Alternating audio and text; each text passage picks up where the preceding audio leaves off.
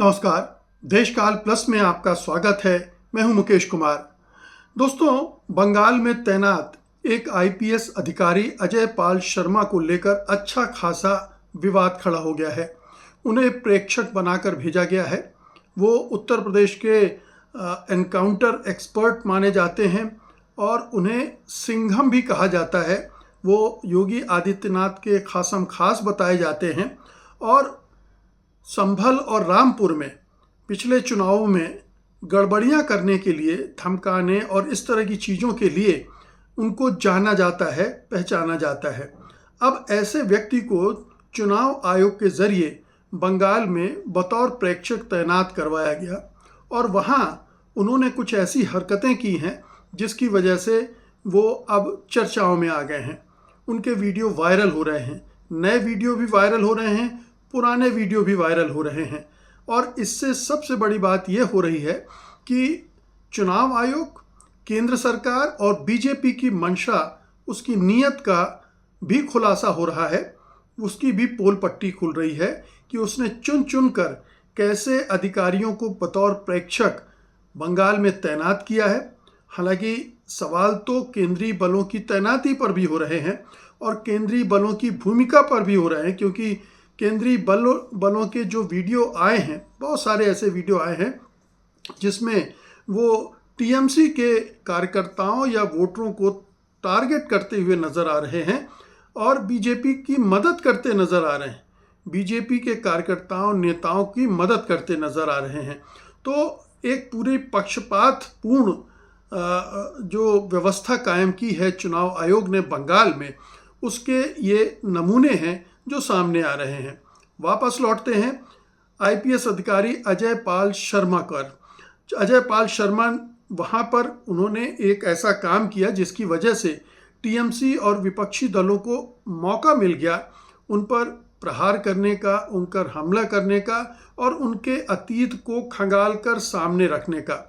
दरअसल उन्होंने वहाँ पर एक जो वीडियो वायरल हो रहा है वो अभी जिसमें वो टीएमसी के एक नेता को धमकी देते हुए नज़र आ रहे हैं। उनको धमका रहे हैं कि अगर नियम कानून का पालन नहीं किया तो लंबे नपोगे, इस तरह की भाषा का भी इस्तेमाल कर रहे हैं। नियम कानून के उल्लंघन को लेकर टीएमसी के नेताओं को या कार्यकर्ताओं को धमकाना पछती इसलिए नहीं है कि अगर यही उन्होंने बीजेपी के नेताओं के साथ भी किया होता तो समझ में आता, लेकिन जिस तरह के तेवर के साथ वो उन टीएमसी के नेता पर अकड़ दिखा रहे थे, उसने उनके इस रवैये को लेकर सवाल खड़ा कर दिया है। अब इसी रवैये पर महुआ मोइत्रा ने एक वीडियो शेयर किया। इसी वीडियो को शेयर करते हुए एक और वीडियो शेयर किया जिसमें वो एक किसी नचनिया या मुजरे वाली या किसी महिला के साथ डांस करते नज़र आ रहे हैं। बताया जाता है कि एक बहुत पुराना वीडियो है, लेकिन वीडियो तो उन्हीं का है, ऐसा माना जा रहा है।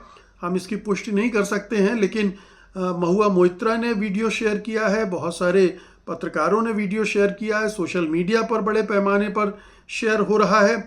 और उसमें महुआ मोइत्रा ने लिखा है, फेयर एंड लवली बबुआ DRIPS अजय पाल, आपको फैंटा कॉप स्टाइल में मस्ती करते देखकर अच्छा लगा।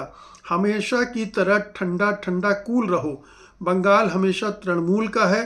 फिर दूसरे ट्वीट में महुआ ने लिखा, और हाँ, वैसे उम्मीद है कि आपकी पुलिसिंग स्किल्स आपकी डांसिंग स्किल्स से बेहतर होंगी। बस यूं ही कह रही हूँ, हैं।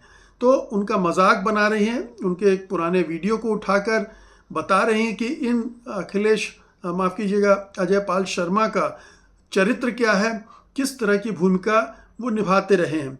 अब आइए देखिए जो अखिलेश यादव ने ट्वीट किया है, जो हड़काते हुए टीएमसी के नेता का वीडियो ट्वीट भी किया है, और उसमें उन्होंने लिखा है, पश्चिम बंगाल में भाजपा ने ऑब्जर्वर के नाम पर रामपुर और संभल में टेस्ट किए हुए अपने एजेंट भेजे हैं, लेकिन इनसे कुछ होने वाला नहीं। दीदी है, दीदी रहेंगी।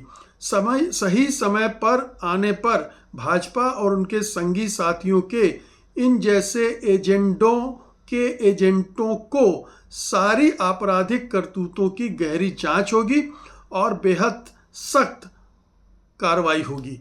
ये सारा कुछ उन्होंने लिखा है और अखिलेश यादव ने और दूसरे विपक्षी दलों ने भी इसको शेयर किया है। और इसमें उन्होंने एक चीज़ और लिखी है, ये सब अधिकारी के रूप में अनरजिस्टर्ड लोगों के अनरजिस्टर्ड अंडरग्राउंड सदस्य हैं। हम ना इन्हें भागने देंगे ना भूमिगत होने देंगे। ये खोज के लाए जाएंगे, खोद कर लाए जाएंगे और अपने कुकृत्यों के लिए कानूनी सजा भी पाएंगे। लोकतंत्र के अपराधी बख्शे नहीं जाएंगे। तो खुले तौर पर उन्होंने इस अधिकारी को, अजय पाल शर्मा को, चेतावनी भी दे दी है कि यूपी में अगर सत्ता परिवर्तन हुआ तो तुम्हारी खैर नहीं है। तुम्हारे ये जो तुमने जो भी कारनामे किए हैं उन सब का हिसाब किताब लिया जाएगा और बख्शा नहीं जाएगा। और उधर तृणमूल कांग्रेस भी जिस तरह से आक्रामक है वो भी यही बता रही है कि ये जो रिएक्शन है पश्चिम बंगाल में, जो बाहर के सुरक्षा बल तैनात किए गए हैं, बड़े पैमाने पर करीब 2500 बटालियन तैनात की गई हैं और जो ऑब्जर्वर भेजे गए हैं उनके व्यवहार को लेकर ये अजय पाल एक अधिकारी नहीं हैं जिन्होंने इस तरह की हरकत की है। बहुत सारे अधिकारी जो ज़्यादातर बीजेपी शासित राज्यों से ही भेजे गए और एजेंडे के तहत भेजे गए हैं और एजेंडे के तहत वो वहाँ काम भी कर रहे हैं, तो उन सब को लेकर सवाल भी उठ रहे हैं, हमले भी हो रहे हैं और बाद में इन सब का हिसाब किया जाएगा। ये चेतावनी, ये धमकियां भी दी जा रही हैं। तो एक तरह से आप देखें कि जो बीजेपी का पूरा गेम प्लान है या मोदी सरकार और चुनाव आयोग का जो पूरा चक्रव्यूह बिछाया है उन्होंने वहाँ पर, या बिसात बिछाई है तृणमूल कांग्रेस को हराने के लिए, वो सब पूरा बेपर्दा हो रहा है। सब कुछ एक एक चाल अब सबकी नज़र में है। ऐसे में सबकी नज़र निश्चित रूप से कि इस पर लगी होगी कि पश्चिम बंगाल के चुनाव नतीजे क्या होंगे।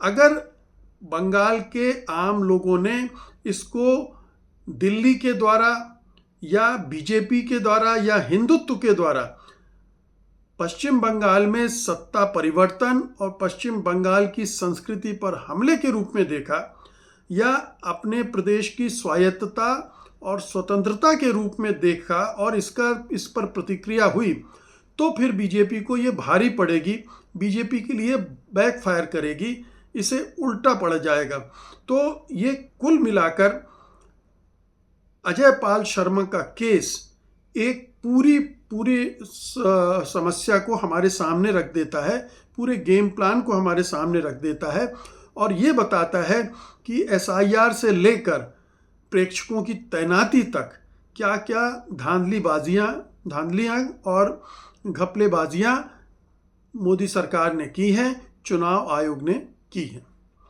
बहुत बहुत शुक्रिया आपका, धन्यवाद, नमस्कार।